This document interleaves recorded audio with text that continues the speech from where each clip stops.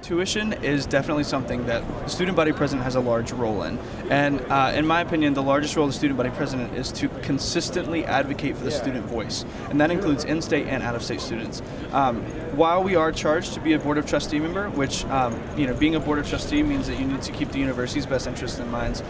In my opinion, the reason that they have the student body president as a trustee is because they want the student side as well. They want the student's best interest to be working with the university's best interest. So as far as the long-term plan, there are a couple things that need to happen. First, J.J. Rayner worked on a tuition visibility report that actually took part in helping research different parts of campus.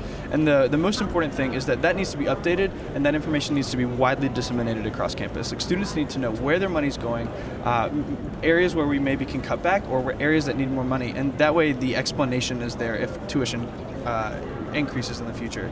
The second part, I think, is something that a lot of student body presidents have talked about but haven't really acted upon yet. And this is something that I'm extremely passionate about and interested in trying to work with Board of Trustee members and the Tuition Task Force and doing early on in my administration, and that is creating a predictability report.